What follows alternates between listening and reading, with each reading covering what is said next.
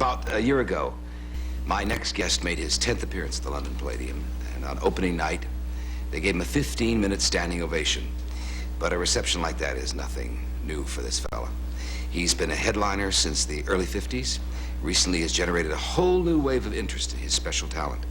It's fascinating because I was there in the 50s, saw his opening night at the Copacabana in New York, which will long be remembered as one of the great nightclub openings of all time. And his star ran across this country and most of the world. It seemed overnight. Every comedian, every impressionist was doing Johnnie Ray.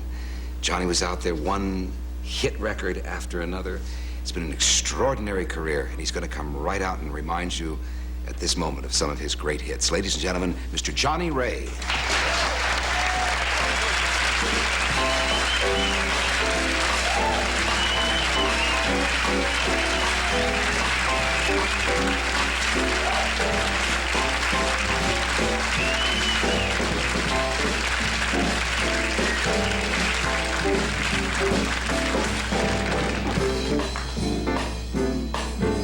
Well, gee, but it's great after staying out late, walking my baby back home. Arm in arm over Meadowlands Farm, I'm walking my baby back home. We go along harmonizing a song, or I'm reciting a poem. The owls go by and they give me the eye, I'm walking my baby back home. Can we stop this again? We stop for a while, she gives me a smile. Come here. We like this, don't we? On the bears. And cuddles her cheek to my chest. What are you laughing at? And we started to pet, and that's when I get her powder all over my vest. And just when I try to straighten my tie, she wants to pop my comb. One kiss and then we gotta do it again, 'cause I'm walking my baby home.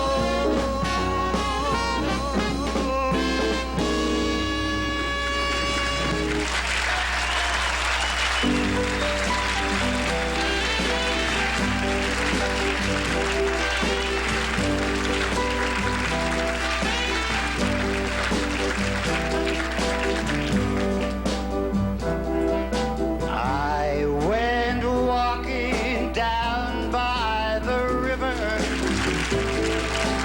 feeling very sad inside, when all at once I saw in the sky the little white cloud that cried. He told me he was very lonesome, and no one cared if he lived or died, and said sometimes the thunder and lightning would make all the little clouds high. He said, have faith in all kinds of weather, or the sun will always shine. Do your best and always remember the dark clouds pass with time. He asked me if I could tell all my world just how hard those little clouds try. That's how I know I'll remember that little white cloud that sat right down and cried.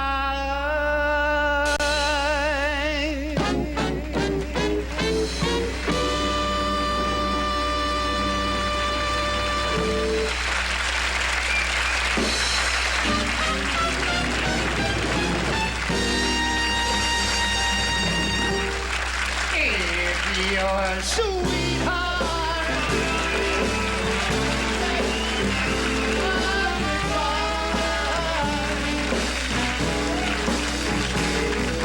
secret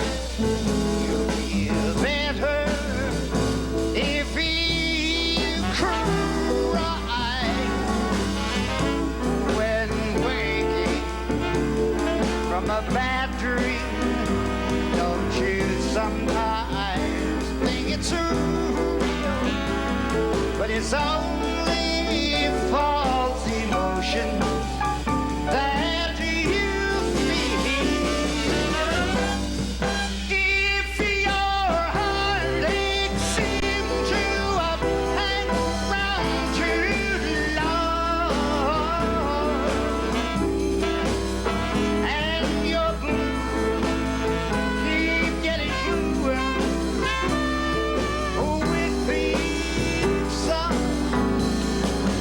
Well, now remember, sunshine can be found behind the cloudy sky. So let your head down and go right on, baby, and cry.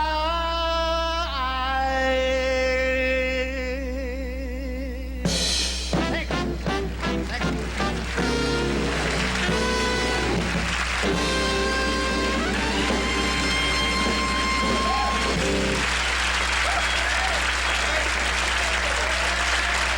Johnnie Ray! Bravo! That's good to hear. We'll be right back after this message.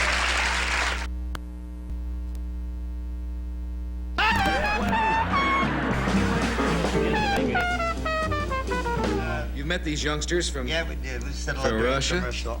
and Marilyn and Arnold? Yeah. Old friends. It's a great thrill to see you again, you son of a gun. And all that success in I London. can't remember how long you and I go back before our respective careers sort of got into focus. Merv had just finished his band singing days, Oh, yeah. and you hadn't gone to Warner Brothers yet. No. We ran across each other in Washington, D.C. That's right. And he was sightseeing, I was sightseeing, and we sat on the steps of the Jefferson Memorial pondering That our is future, right, Johnny. saying, what are we going to do with my life? This is B.C. before Cry. And I feel a little nervous in this studio, Merv. Why? Well, the last time I was in this particular studio on another show, I had seen a little white cloud that cried, and the scenery fell on me. Oh, my Lord.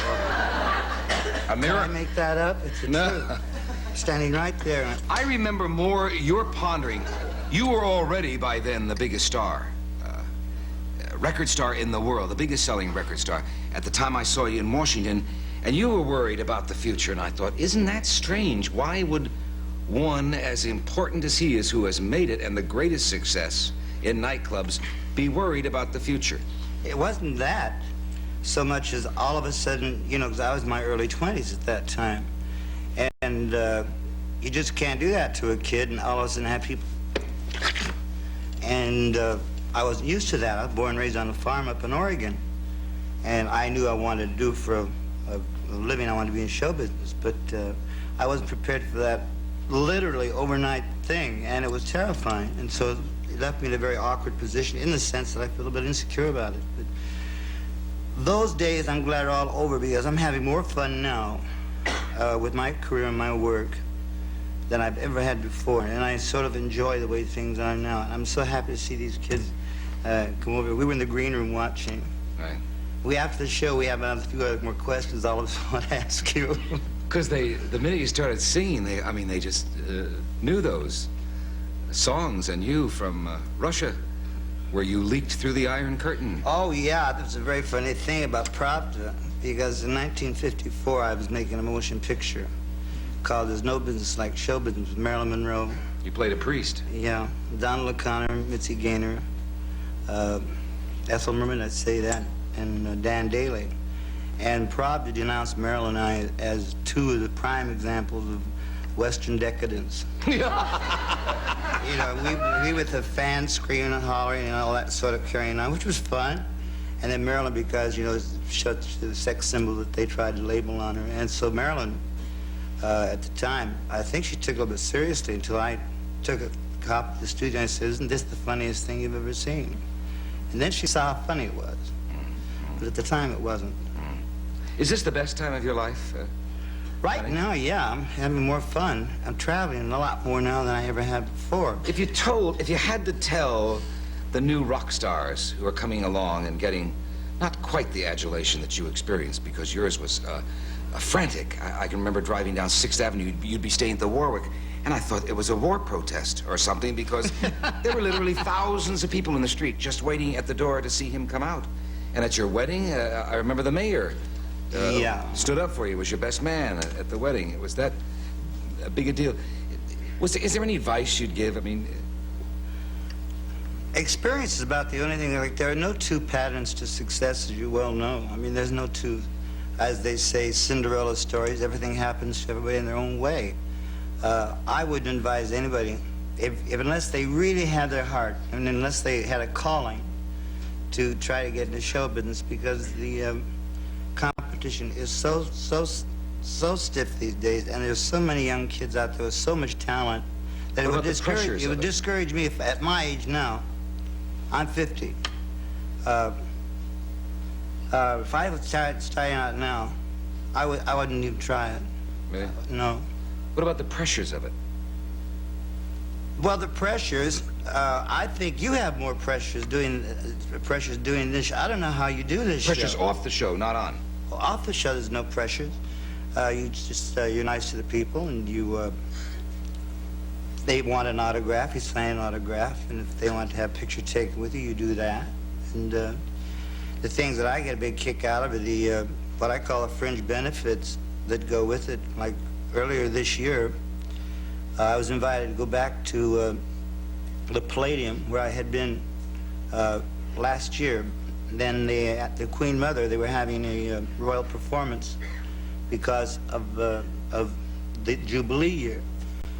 And they asked me, and I said, well, it's very much like Arnold said about putting something back in, you know, when you've taken so much out. And I felt, well, England, well, the British Empire, Australia, Ireland, Scotland has always been so good to me over the years that I thought, well, at my own expense, I'd be very happy to go over and do the show for the Queen Mother. Well, so we went, and it was quite a very exciting thing. And later, when it was all over, I found out that it's a very good thing that I went, because the request had come from the palace itself, and I was the only American on the bill, and I didn't figure that out. So you know, that's a big thrill. I mean, those are the things that just go with it, that make you feel a lot better, and makes it all worthwhile. Right. Where do you head for now? Oh my, head for now. Oh yeah, I go to Columbo's in Philadelphia, which is one of my favorite hangouts. I love that. And then we go back to Australia later next year, and then back to England for another tour. Well, somewhere in between those dates, come back and visit us more often. I love that. It's great to see you again. Same here. It's Johnnie Ray sitting there, ladies and gentlemen. And we'll be right back after this message.